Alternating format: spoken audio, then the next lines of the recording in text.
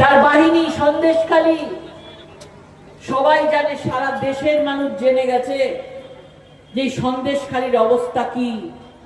মহিলারা একসাথে বিদ্রোহ করেছিল, মহিলারা একসাথে আওয়াজ তুলেছিল। এই প্রথম দেখা গেছিল যে বাংলার মহিলারা সেই সন্ত্রাস থেকে বেরিয়ে সবাই মিলে গাড়ির সামনে শুয়ে পড়েছিল, কিন্তু বিদ্রোহ থামেনি, আওয়াজ থামেনি।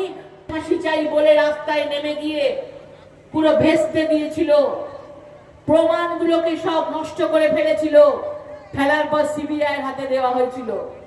তাহলে আপনারা বলুন, সরকারি হাসপাতালে থাকাকালীন, ডিউটিতে থাকাকালীন একজন মহিলা, একজন ডাক্তারি মেয়েকে যদি এইভাবে নৃশংসভাবে ধর্ষণ করে তাকে হত্যা করা হয়, আর তারই যদি প্রমাণ ভেস্তে দেওয়া হয়, তাহলে আমাদের এই গ্রাম বাংলায় কি হচ্ছে, কোনায় কোনায় কি হচ্ছে, পাড়ায় পাড়ায় কি হচ্ছে, সবাই আমরা জানতে পারছি, কিন্তু ভয় আছে।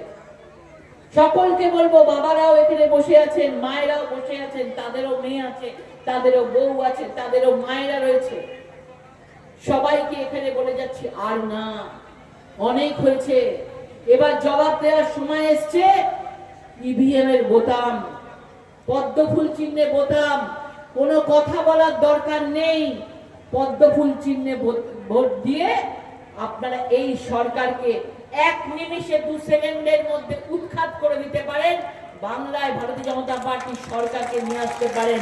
প্রত্যেকটা মানুষ যারা এখানে রয়েছে মনে রাখবেন, তারা সকলে প্রার্থী। ইনি একা সুকৃতি বাবু প্রার্থী নন, একা, আপনারা সকলে প্রার্থী। মনে রাখবেন, এই লড়াইটা সকলের।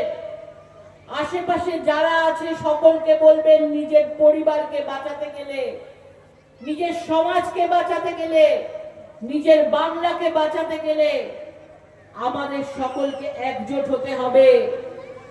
আপনারা দেখবেন যে সকল জায়গায় মমতা বন্দ্যোপাধ্যায় গিয়ে ধমকি দিচ্ছে সবাইকে, হুমকি দিচ্ছে সবাইকে, বলছে কেন্দ্রীয় বাহিনী তো এসছে, চলে যাবে, আপনাদের তো থাকতে হবে, ভয় পাবেন না। আগের বারে এইভাবে ভোট নিয়েছিল, তার আগের বারে এইভাবে ভোট নিয়েছিল, কিন্তু এইবার আর নয়।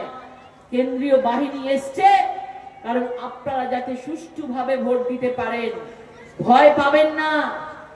একবার সরকারটা আসতে দিন, দেখবেন সবাই যারা যারা এই ধরনের এত দিন, এত বছর ধরে কাপুরুষের মতো অত্যাচার করে গেছে, আজকে প্রধানমন্ত্রী নরেন্দ্র মোদীজি নিজে বলে গেছেন, চুন চুনকে মারেঙ্গে, চুন চুনকে দেখ লেঙ্গে।